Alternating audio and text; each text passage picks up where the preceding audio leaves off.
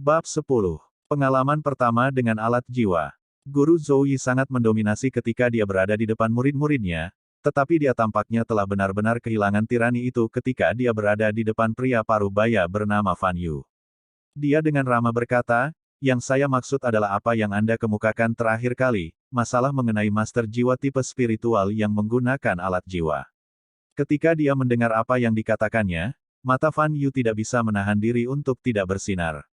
Tatapannya tanpa sadar tertuju pada Huo Yuhao, yang berdiri di samping. Dia memiliki jiwa bela diri tipe spiritual. Zhou Yi menganggukkan kepalanya dan berkata, "Benar. Namanya Huo Yuhao, dan dia murid baru. Dia memiliki jiwa tubuh tipe spiritual." Setelah memperhatikan Huo Yuhao dengan serius, Fan Yu menggelengkan kepalanya dan berkata, "Ini tidak akan berhasil. Kekuatan tubuh dan jiwanya terlalu lemah. Saya khawatir dia bahkan tidak akan mampu mengendalikan salah satu alat jiwa terlemah. Terlebih lagi, bakatnya mirip dengan kondisi tubuhnya saat ini, itu terlalu jauh dari yang saya butuhkan." Zhou Yi mendengus dan menjawab, "Apakah Anda meremehkan pandangan saya ke depan?" Benar, Huo Yuhao masih lemah saat ini, tetapi keterampilan jiwanya luar biasa. Itu adalah keterampilan tipe spiritual paling praktis yang pernah saya lihat. Huo Yuhao, biarkan dia mengalaminya sejenak. Oh, sebagai mahasiswa, Huo Yuhao hanya bisa berpartisipasi sebagai penonton saat ini. Dia segera mengaktifkan berbagi deteksi spiritual dan menggunakannya pada pria parubaya. Setelah itu, Huo Yuhao sangat terkejut hingga hampir kehilangan fokus. Ketika berbagi deteksi spiritualnya bersentuhan dengan pria parubaya itu sedikit mengerutkan alisnya. Pada saat itu, Huo Yuhao merasa seolah-olah ada binatang buas menakutkan di depannya yang tiba-tiba membuka rahangnya, seolah ingin menelannya dalam satu tegukan. Perasaan ini bahkan menyebabkan Skydream Ichewom yang tertidur terbangun. Perasaan menyegarkan muncul di lautan spiritualnya, menyebabkan keheranan dan kengerian Huo Yuhao menghilang. Aura mengerikan yang terpancar dari tubuh Fan Yu menghilang setelah hanya muncul sesaat. Segera setelah itu terjadi, dia mengizinkan berbagi deteksi spiritual Huo Yuhao terhubung dengannya. Setelah beberapa saat singkat, Fan Yu menemukan seluk-beluk yang terkandung dalam berbagi deteksi spiritual Huo Yuhao. Gelombang besar segera muncul di dalam matanya yang awalnya damai.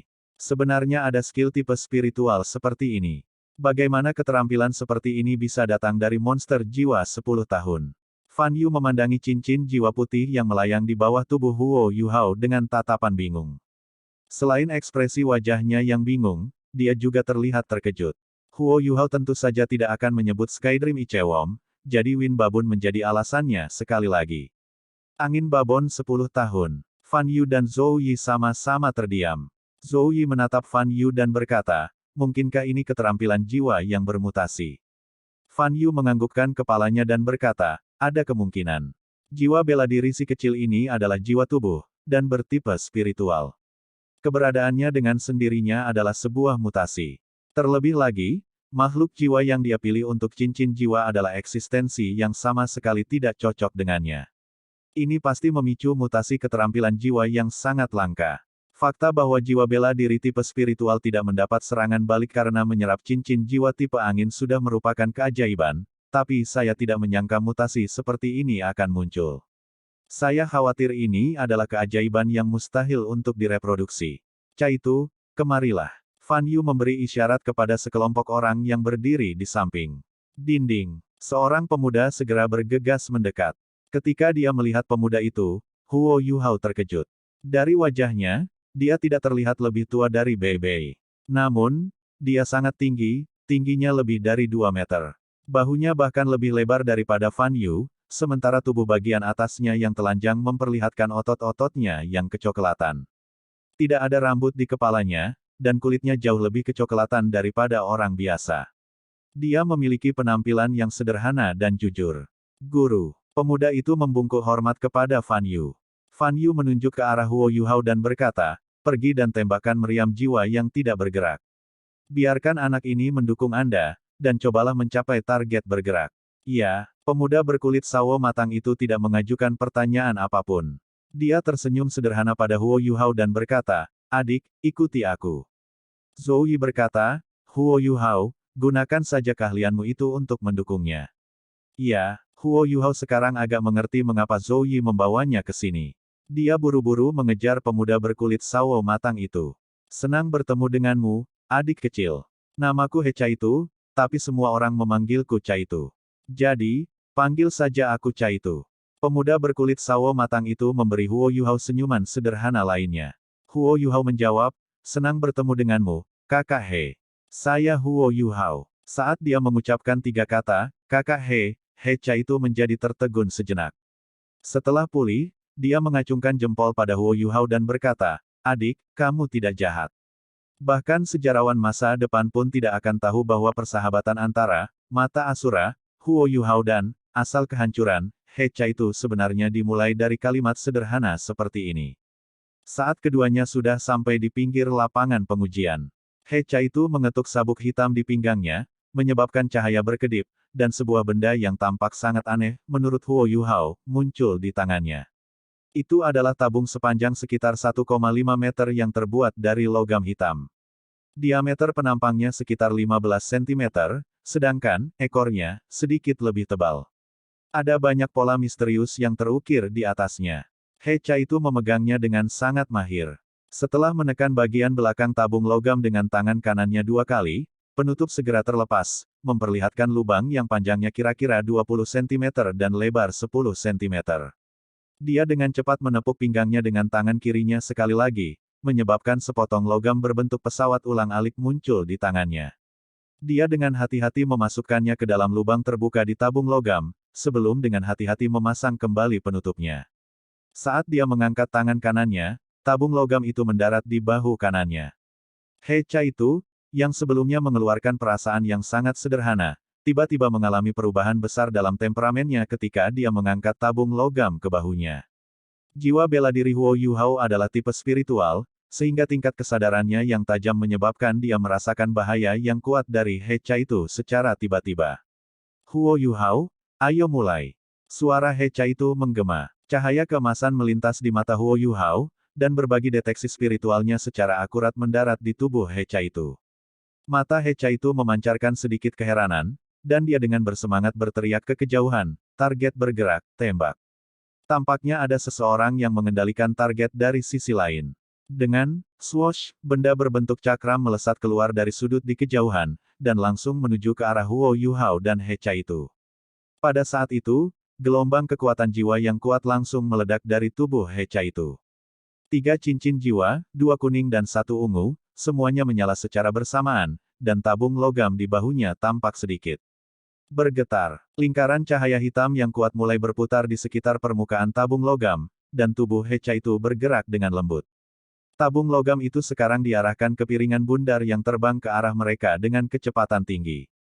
Bang! Ledakan dahsyat bergema, dan tabung logam itu langsung mengeluarkan cahaya hitam yang menyilaukan. Turbulensi besar yang tiba-tiba muncul menyebabkan Huo Yuhao tersandung dan hampir jatuh. Namun, cahaya hitam tidak mengenai piringan bundar yang terbang itu. Sebaliknya, ia melewatinya, dan terbang ke kejauhan. Setelah menempuh jarak sekitar 100 meter, ia bertabrakan dengan pelat logam di kejauhan, menyebabkan ledakan dahsyat meletus. Aliran udara yang sangat besar memantul langsung ke arah mereka, menyebabkan He Chaitu dengan cepat bergerak untuk melindungi Huo Yuhao di belakangnya. Aliran udara berlangsung beberapa detik sebelum perlahan menjadi tenang. Di sisi lain, piringan bundar tersebut tidak terbang keluar dari area pengujian, melainkan mendarat di dekat mereka. He Chaitu memasang ekspresi muram saat berkata, itu masih belum berhasil. Fan Yu dan Zhou Yi sudah berjalan mendekat. Ekspresi Zhou Yi sedikit jelek, sementara Fan Yu tampak seperti sedang memikirkan sesuatu. Dia dengan cepat bertanya kepada Huo Yuhao, seberapa besar jangkauan deteksi spiritualmu? Huo Yuhao menjawab, diameternya sekitar 30 meter. Fan Yu tiba-tiba mengerti apa yang terjadi saat dia berkata, jadi begitu. Tidak heran ini terjadi. Bagaimanapun, ini masih hanya keterampilan jiwa dari cincin jiwa 10 tahun. Memiliki kemampuan deteksi mendalam dalam jarak tetap sudah relatif luar biasa. Kami juga tidak bisa meminta terlalu banyak. Hanya saja, ini sangat disayangkan. Huo Yuhao tiba-tiba berkata, Guru Fan Yu, jangkauan deteksi spiritualku akan meningkat seiring dengan peningkatan peringkat jiwaku. Fan Yu tercengang. Itu tidak mungkin. Bagaimana keterampilan jiwa bisa berkembang? Huo Yuhao berkata dengan wajah serius, itu benar. Jangkauan skill ini telah meningkat 1 meter sejak aku mendapatkannya. Terlebih lagi, saya tidak memiliki kendali penuh atas hal itu saat ini. Mungkin di masa depan saya akan dapat mengurangi jangkauannya yang ada di mana-mana dan sebagai gantinya meningkatkan jangkauannya hanya dalam satu arah. Huo Yuhao sudah sangat menyadari mengapa Zhou Yi membawanya ke sini, serta apa yang dia katakan selama percakapan berikutnya. Ini bisa menjadi peluang baginya, meski dia belum mengetahui secara jelas peluang apa itu. Namun, dengan asumsi bahwa ini adalah kesempatan yang tidak bisa dia tinggalkan, dia memutuskan untuk mengatakan yang sebenarnya. Fan Yu melirik Zhou Yi, yang balas mengangguk padanya. Fan Yu menjawab, baik. Jika jangkauan berbagi deteksi spiritual Anda mampu mencapai 100 meter dalam satu arah, temui saya. Jika itu terjadi, aku akan mengajarimu cara membuat alat jiwa. Ya, terima kasih guru. Huo Yuhao buru-buru membungkuk hormat. Fan Yu melambaikan tangannya dan berkata, Caitu, pergilah dan jelaskan padanya apa itu alat jiwa yang tidak bergerak. Tentu. He Caitu memiliki kesan yang sangat baik terhadap Huo Yuhao. Dia memberi isyarat padanya saat dia berjalan ke samping. Saat dia melihat sosok mereka perlahan menghilang di kejauhan, Fan Yu diam-diam bertanya kepada Zhou Yi, apa pendapatmu tentang anak ini? Keterampilan jiwanya yang bermutasi sejujurnya sangat kuat, kemampuannya dalam tim tidak perlu diragukan lagi. Apakah aku meminta terlalu banyak padanya? Jika kita ingin dia dapat mendukung alat jiwa yang tidak bergerak, kita memerlukannya untuk dapat mencapai jarak setidaknya 100 meter, dan setidaknya itu. Namun, saya berani mengatakan bahwa, jika jangkauan berbagi deteksi spiritualnya mampu mencapai 1000 meter dalam satu arah, dia akan menjadi master jiwa tipe pendukung yang paling menakutkan di benua itu.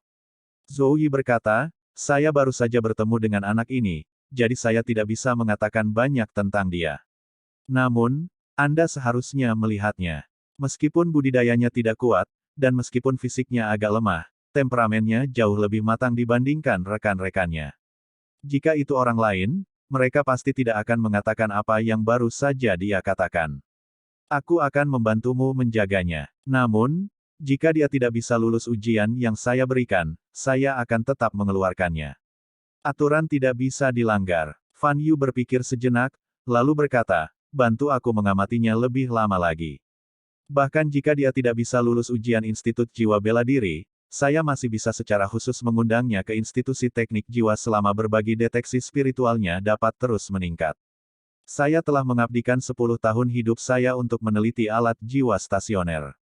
Setelah menggabungkannya dengan pengalaman para pendahulu saya akhirnya berhasil mengembangkan alat jiwa yang paling menakutkan. Saat ini, yang saya kekurangan hanyalah penggunanya. Zhou Yi menghela nafas ringan dan berkata, kamu juga tidak boleh terlalu keras kepala. Selain kurangnya pengguna, ada juga kelemahan fatal lainnya, biaya produksinya sangat tinggi. Anda dari semua orang harus mengetahui hal itu.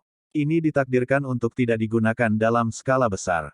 Fan Yu dengan tegas menjawab, alat jiwa adalah senjata ampuh yang ditujukan untuk sejumlah kecil master jiwa yang luar biasa. Ketika saya melakukan penelitian tentang alat jiwa stasioner, saya bahkan tidak pernah berpikir untuk menyebarkannya ke komunitas master jiwa pada umumnya. Selama sejumlah kecil master jiwa dapat menggunakannya, alat jiwa stasioner akan menjadi andalan akademi kami yang sebenarnya. Tanda pisah tanda hubung. Kakak He, apa sebenarnya alat jiwa stasioner itu? Huo Yuhao memasang ekspresi penasaran di wajahnya saat dia bertanya pada He Caitu. He Caitu terkekeh dan menjawab, ada banyak jenis alat jiwa. Namun, saya tidak bisa memberitahu Anda semuanya dalam waktu singkat yang kami miliki. Sebagai permulaan, ada dua jenis utama alat jiwa jarak pendek dan alat jiwa jarak jauh.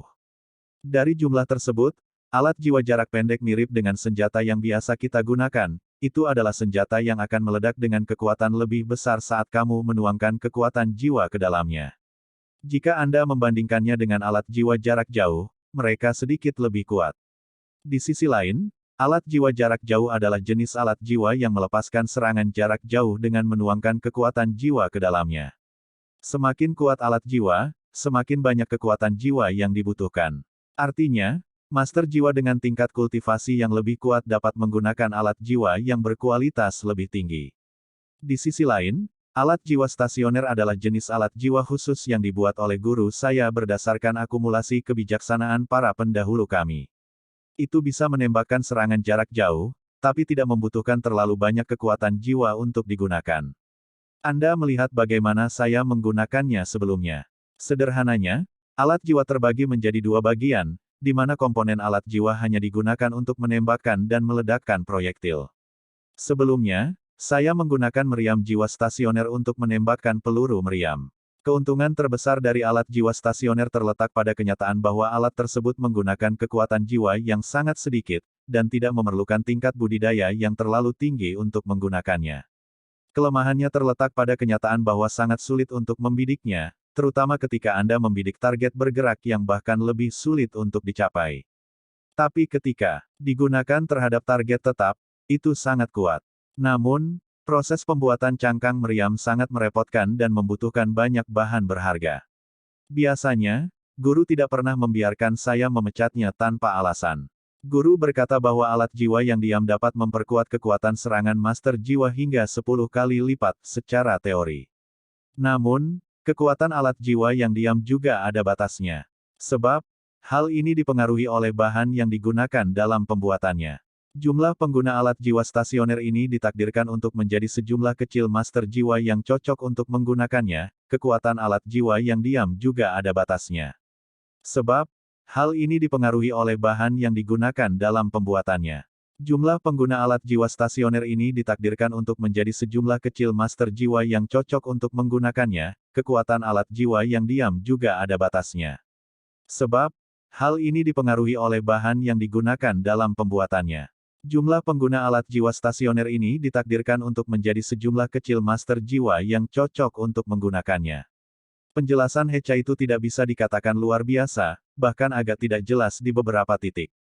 Namun, ini adalah pertama kalinya Huo Yuhao membuka pintu besar alat jiwa. Hal ini akhirnya memungkinkan dia untuk memiliki sejumlah pengetahuan awal mengenai alat jiwa. Dia samar-samar memahami bahwa Guru Fan Yu pasti memiliki banyak prestasi dalam bidang alat jiwa. Guru Xiaoya telah memberitahunya bahwa dia harus mempelajari alat jiwa di masa depan.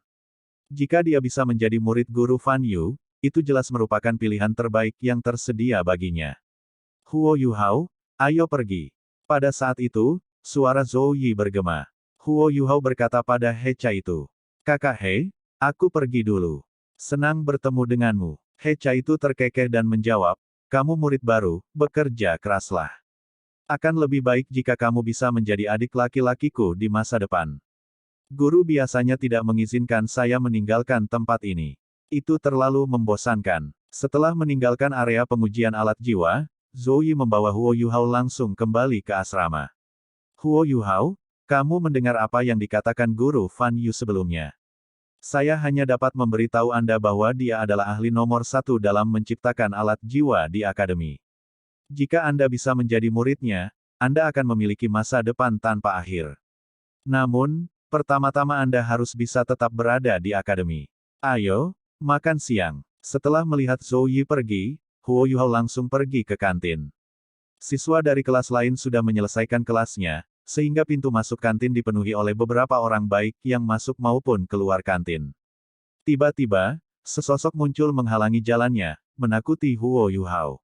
Ketika dia mengangkat kepalanya untuk melihat siapa sosok itu, dia menyadari bahwa itu sebenarnya adalah Tang Ya.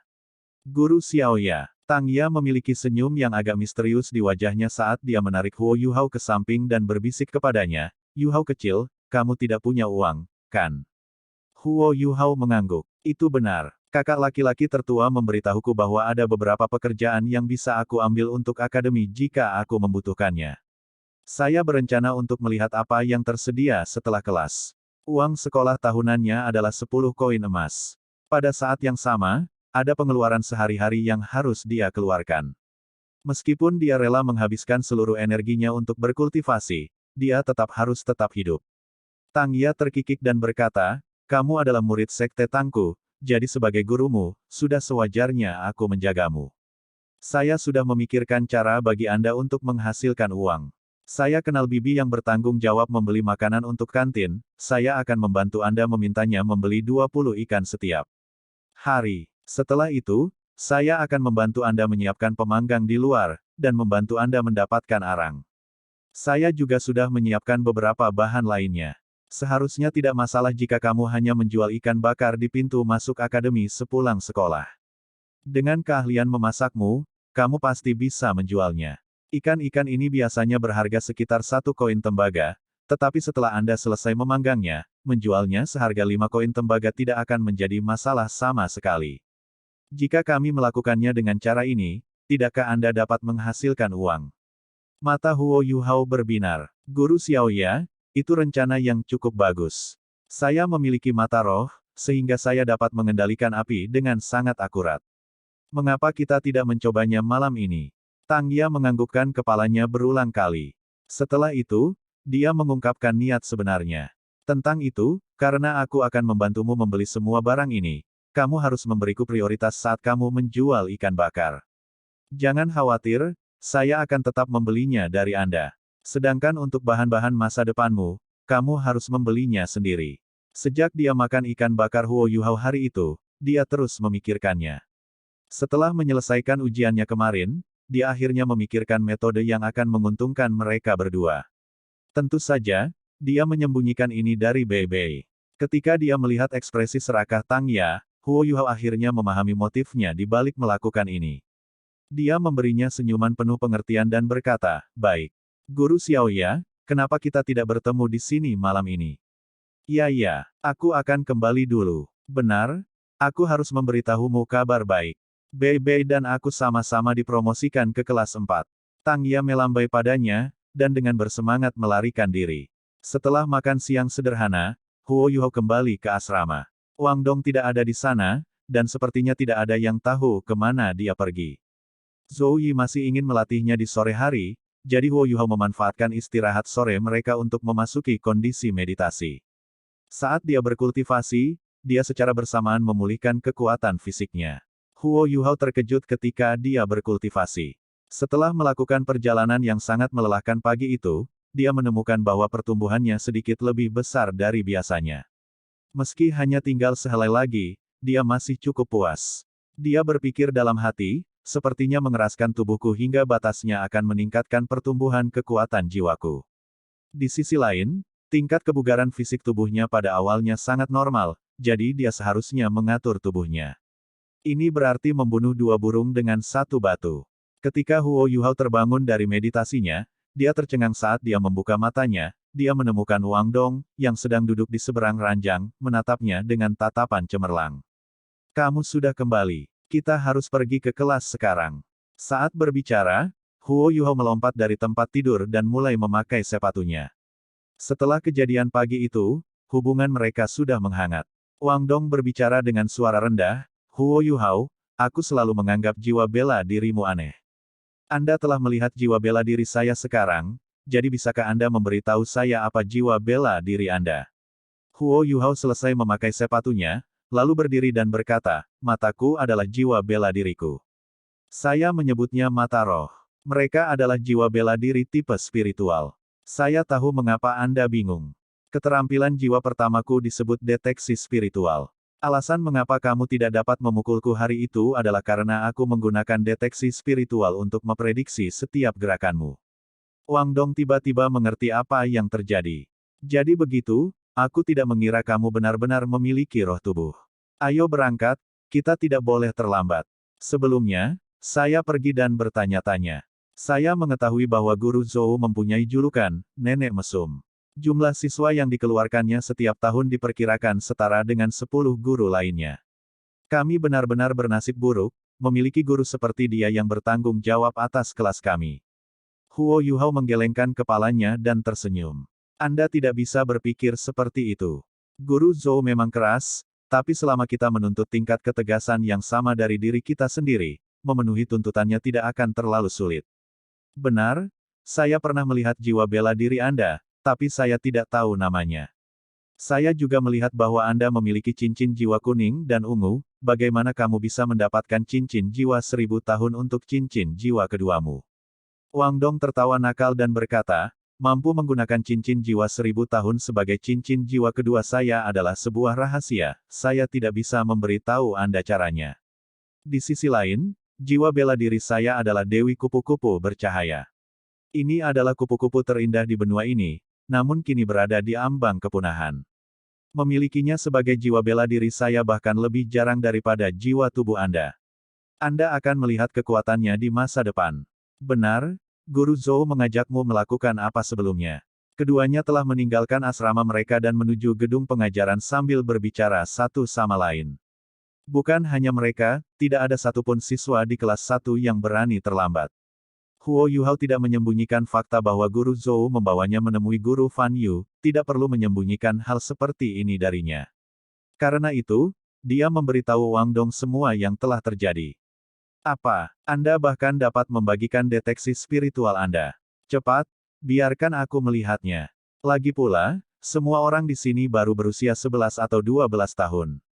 Karena rasa penasarannya, Wang Dong dengan bersemangat meminta Huo Yuhao untuk berbagi deteksi spiritual dengannya. Huo Yuhao merasa tidak berdaya, dan tidak punya pilihan selain mengaktifkan berbagi deteksi spiritualnya dan membiarkan Wang Dong mengalaminya sejenak. Karena segala sesuatu dalam jarak 30 meter tiba-tiba menjadi jelas, serta umpan balik seperti data, Wang Dong segera menjadi sedikit kosong. Itu mirip dengan perasaan yang dirasakan orang buta ketika dia tiba-tiba bisa melihat dunia dengan jelas. Perasaan terkejut ini akan muncul pada setiap master jiwa yang membagikan deteksi spiritual Huo Yuhao untuk pertama kalinya. Selanjutnya, ketika Huo Yuhao terus-menerus menggunakan berbagi deteksi spiritualnya, kemahirannya dalam hal itu secara bertahap akan meningkat. Saat dia membiarkan Wang Dong mengalaminya, dia tidak bisa tidak memikirkan kata-kata Fan Yu. Dia secara tidak sadar mencoba untuk memperluas deteksi spiritualnya ke satu arah, lalu melakukan yang terbaik untuk mencakup area yang sedikit lebih luas dengan deteksi spiritualnya. Dalam situasi saat ini di mana dia memfokuskan energinya ke satu arah, Huo Yuhao tidak tahu bahwa warna emas samar di matanya jelas menjadi lebih kuat, dan bahwa gelombang spiritual yang dia keluarkan juga menjadi lebih kuat. Deteksi spiritual yang awalnya bersifat segala arah perlahan berkontraksi, dan mulai meluas ke arah depan. Wang Dong juga merasakan perubahan dalam deteksi spiritual Huo Yuhao. Dia menemukan bahwa pemandangan tiga dimensi di kiri dan kanannya telah menghilang, dan hanya gambar tiga dimensi di depannya yang tersisa. Terlebih lagi, jangkauan gambar ini perlahan meningkat. Bagi Huo Yuhao, melakukan hal ini hanya dalam beberapa detik terasa lebih lama dibandingkan saat dia melepaskan deteksi spiritualnya selama 1/4 jam yang lalu. Dia merasakan kekuatan jiwanya diubah menjadi energi spiritual dengan kecepatan yang menakjubkan saat mengalir keluar dari tubuhnya. Itu hanya sesaat, tapi gelombang kelelahan telah menyerbunya. Tubuhnya bergoyang, dan dia hanya berhasil berdiri tegak dengan meraih lengan Wang Dong. Berbagi deteksi spiritualnya juga telah berakhir. Huo Yuhao, apa yang terjadi? Wang Dong buru-buru mendukungnya. Kulit Huo Yuhao menjadi pucat, dan keringat dingin yang melimpah menutupi dahinya. Dia tampaknya memiliki ekspresi yang sangat lemah. Huo Yuhao melambai ke arah Wang Dong untuk menunjukkan bahwa dia baik-baik saja. Hanya saja hal itu cukup menguras energi spiritual saya. Wang Dong, ketika kamu melihat lurus ke depan tadi, seberapa jauh jangkauan deteksi spiritualku? Setelah Wang Dong meluangkan waktu sejenak untuk mengingat apa yang telah terjadi, dia berkata, saya tidak terlalu memperhatikan, tapi sepertinya jaraknya sekitar 50 hingga 60 meter. Namun, saya perhatikan bahwa saya tidak dapat melihat apapun dengan deteksi spiritual di arah lain.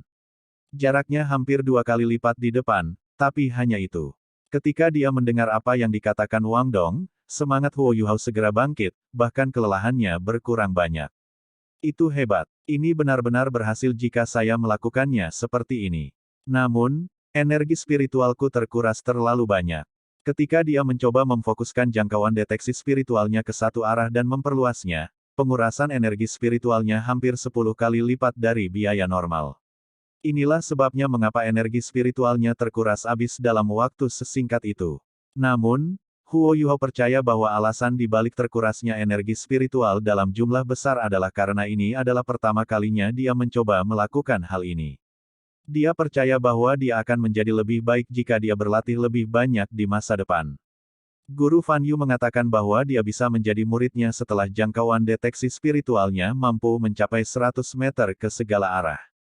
Setelah melihat kekuatan mengerikan dari alat jiwa, serta mendengar pengenalan Ca itu kepada mereka, dia dipenuhi dengan ketertarikan terhadap keberadaan misterius ini. Kelas 1 tahun pertama, 91 siswa sudah duduk di kelas 10 menit sebelum bel sore berbunyi. Selain itu, ada keheningan yang tidak biasa di antara kelas. Tak satu pun siswa yang berani menimbulkan keributan. Mungkin inilah sebabnya dikatakan, kadang-kadang tidak ada salahnya jika seorang guru bersikap tegas, karena membuat siswanya belajar dengan serius mempunyai banyak keuntungan. Karena mereka tidak menentukan tempat duduk, Wang Dong dan Huo Yuhao duduk bersama. Keduanya yang baru berusia 11 tahun tiba-tiba tenggelam dalam pikirannya. Huo Yuhao secara alami merenungkan keberhasilan dan kegagalannya ketika dia mengubah arah deteksi spiritualnya. Tidak ada yang tahu apa yang dipikirkan Wang Dong. Saat Zhou Yi perlahan masuk ke ruang kelas, suasana di kelas 1 berubah serius. Huo Yuhao dan Wang Dong juga terbangun dari renungan mereka. Meskipun tidak banyak waktu berlalu, Huo Yuhao telah memulihkan banyak energi spiritual dan kekuatan jiwanya, terutama karena dia tidak memiliki banyak kekuatan jiwa sejak awal. Setidaknya, dia tidak merasa lemah lagi. Semuanya berdiri dan berkumpul di alun-alun. Tanpa diduga, Zhou Yi mengatakan ini segera setelah memasuki ruang kelas, sebelum langsung berbalik untuk pergi. Tidak ada yang berani membuang waktu. Sekelompok siswa dengan cepat meninggalkan kelas dan mengikuti Zhou Yi dengan tertib dan tenang ke Shrek Plaza. Mereka tidak menyadari bahwa Zhou Yi tiba-tiba menyembunyikan senyuman di matanya. Guru ini, yang tegas hingga menjadi agak mesum, saat ini sedang berpikir bahwa pasti ada beberapa keuntungan mengajar siswa baru. Setidaknya para siswa baru ini tidak terlalu sulit diatur, sehingga mereka lebih mudah dikendalikan. Mereka tidak seperti siswa kelas 3 atau lebih tinggi, yang lebih sombong dan memberontak karena mereka sudah memiliki prestasi tertentu. Tumpukan rantai besi telah menumpuk di Shrek Plaza pada waktu yang tidak diketahui. Di bawah komando Zhou Yi, para siswa mengaturnya dengan rapi. Wang Dong. Zhou Yi berseru. Hadiah. Wang Dong maju selangkah. Zhou Yi berbicara kepada para siswa, saya telah membalik-balik hasil tes masuk Anda, dan saya telah menambahkannya ke tes yang kita lakukan pagi ini. Saat ini, dari kalian semua, Wang Dong memiliki tingkat kultivasi tertinggi. Karena itu, dengan ini saya menyatakan bahwa dia akan menjadi pengawas kelas-kelas 1 mulai sekarang. Posisi pengawas kelas adalah posisi yang mudah berubah, dan siapapun yang memiliki kekuatan untuk mengalahkannya dapat melakukannya dan menggantikannya sebagai pengawas kelas yang baru. Apakah kalian semua mengerti? Kami mengerti. Tatapan dari beberapa siswa laki-laki yang memiliki rasa percaya diri yang tinggi terhadap kekuatan mereka segera berubah tajam, sementara tatapan dari siswa perempuan tampak menjadi lebih hangat saat mereka melihat ke arah Wang Dong. Zhou Yi menunjuk ke arah rantai besi di depannya. Ini adalah pakaian chainmail yang khusus memperkuat kebugaran fisikmu. Masing-masing dari Anda akan mengambil satu. Setelah Anda memakainya, mulailah berlarian di sekitar alun-alun. Kamu akan terus berlari mulai sekarang hingga bel tanda berakhirnya kelas berbunyi. Anda dapat menggunakan kekuatan jiwa Anda, tetapi Anda tidak dapat menggunakan keterampilan jiwa apapun. Peringkat Anda akan didasarkan pada jumlah putaran yang telah Anda selesaikan di akhir kelas, dan orang yang menempati posisi terakhir akan dikeluarkan dari kelas 1. Ada sesuatu yang perlu saya tekankan. Di kelas saya, eliminasi tidak hanya terjadi selama masa ujian, itu bisa terjadi kapan saja. Saat ini, 91 orang akan menjadi 90 orang. Mulai berlari. Setelah dia selesai berbicara, dia menjentikkan jari kakinya, dan satu set lengkap chainmail yang terbuat dari rantai besi tebal terbang menuju Wang Dong. Wang Dong buru-buru menangkapnya dan memakainya. Begitu dia memakai chainmail, dia tidak bisa menahan sedikit pun mengubah ekspresinya. Chainmail ini memiliki berat setidaknya 15 kg. Ketika para siswa mendengar bahwa orang yang berada di posisi terakhir akan tersingkir, bagaimana mereka berani membuang waktu? Mereka semua berlari dan mengambil satu set chainmail. Siswa laki-laki sedikit lebih baik keadaannya, sementara sebagian besar siswa perempuan menjadi pucat setelah mengenakan chainmail yang berat. Zhou Yi dengan dingin berkata, saya tahu banyak dari Anda ingin mengatakan bahwa ini tidak adil karena ada kesenjangan bawaan antara tubuh pria dan wanita. Bahwa tingkat kebugaran fisik dari ahli alat, binatang, dan jiwa pertempuran berbeda. Namun, saya ingin memberitahu Anda bahwa saya memperlakukan semua orang di kelas saya secara setara. Pikirkan tentang itu. Jika kamu berada di medan perang, akankah musuhmu membiarkanmu hanya karena kamu seorang gadis atau ahli peralatan? Mulai sekarang, berlari. Tidak peduli seberapa besar mereka ingin mengutuk Zhou Yi, tidak ada siswa yang berani mengucapkan sepatah kata pun untuk memprotes. Dengan Wang Dong memimpin, mereka bersama-sama berlari menuju tepi lapangan, dan mulai berlari dengan chainmail berat di tubuh mereka. Tidak ada seorang pun yang ingin tersingkir. Begitu mereka mulai berlari, kekuatan lari mereka benar-benar berbeda dibandingkan pagi itu. Wang Dong memimpin dan berlari ke depan. Tidak peduli apakah itu jiwa bela diri atau kekuatan jiwanya, dia adalah sosok yang unggul dalam kelompok siswa. Meskipun dia mengenakan pakaian chainmail, kecepatannya tidak berkurang. Sedikit pun. Beberapa siswa laki-laki yang ingin bersaing dengannya juga maju ke depan, mengikutinya dari dekat. Huo Yuhao tidak mempercepat. Dia sangat jelas tentang situasi tubuhnya.